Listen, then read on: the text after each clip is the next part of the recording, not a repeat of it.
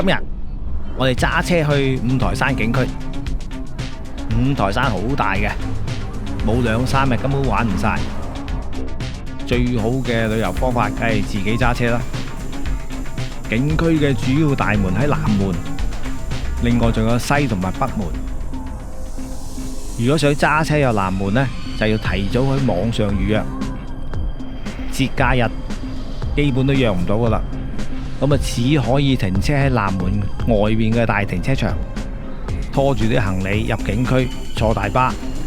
西門入景區車輛就唔使預約。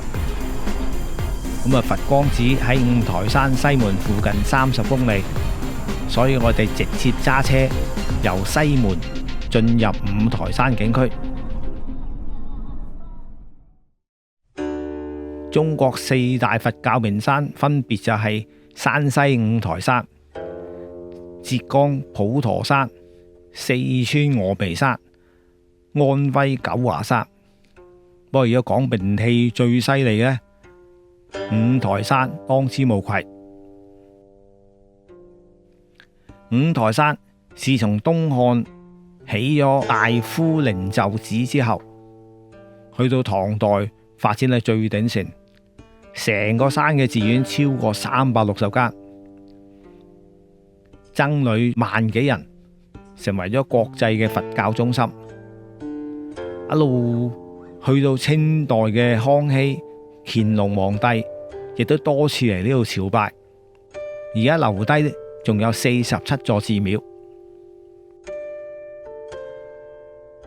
而家喺五台山嘅陪薩頂，咁啊呢度第一站，等間慢慢行返落去。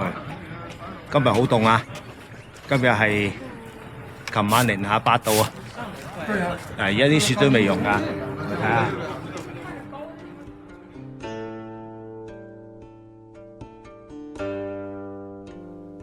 陪薩頂嘅歷史其實就係漢藏佛教融合嘅歷史。北魏嘅時候，呢度叫大文殊院，係漢傳嘅寺廟。到明朝正式成為藏傳佛教道場。去到清朝順治皇帝封咗去做喇嘛廟，成為咗皇家行宮。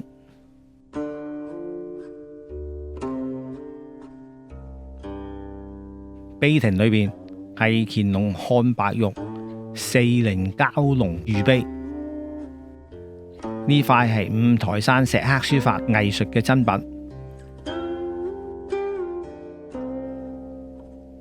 另外，康熙玉碑係用漢文書寫嘅佛教典故。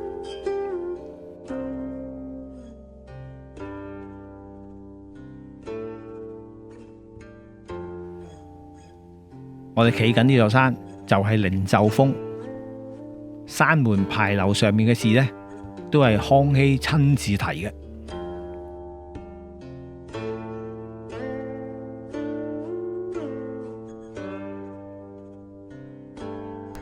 呢個石碑咧就係講順治皇帝點解要出家啊？咁講出佢心聲啦。因為做皇帝咧，一日即係100年36000日，日日都鬼咁多嘢做，就唔似做和尚咁啊輕輕鬆鬆。咁啊最後咧，順治皇帝出咗家，咁所以喺金庸武俠小說裏邊咧，就有韋小寶走嚟五台山揾順治皇帝嗰個情節。呢件事係真事嚟嘅，但係韋小寶梗係假㗎啦，金庸作㗎啦啊！康熙皇帝咧就曾經5次上五台山揾順治，順治出咗家唔肯見啲仔，咁啊有一次係差啲擦肩而過見，但係冇相認，咁佢好遺憾，所以最後咧靈鷲峰個峰字咧就寫少一畫啦。沿住山路一路落山，沿途就經過廣宗寺、大圓照寺。五台山而家剩翻47座寺廟，睇唔晒噶啦，我哋揀啲緊要佢去睇下。顯通寺就源自東漢印度高僧創建嘅大夫靈鷲寺，佢係同洛陽白馬寺並稱中國最早嘅佛寺。係五台山歷史最悠久嘅寺廟。而家睇到嘅建築係明朝清朝起嘅，無量殿係用磚砌出嚟嘅建築，殿裏邊無梁無柱，殿外亦都冇呢個飄簷，呢個格局好獨特，所以呢座又叫做無量殿。再行上一層，哇！即刻俾啲金光撐到眯埋隻眼。顯通寺嘅鎮子司寶銅殿係明朝以嚟呢個全國最大座嘅銅殿，全部黃銅鑄造啊！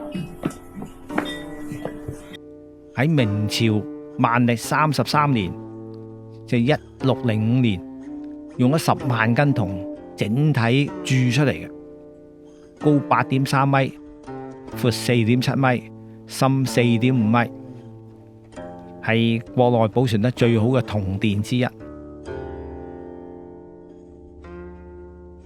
佢用嘅係仿木結構，入榫嘅，一層一層砌埋，裏邊係挑花、飛翼梟角，好精美。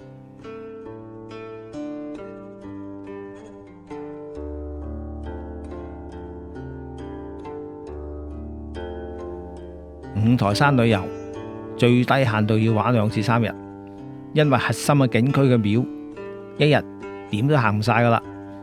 咁我哋就係住喺景區裏邊嘅酒店，聽日繼續玩。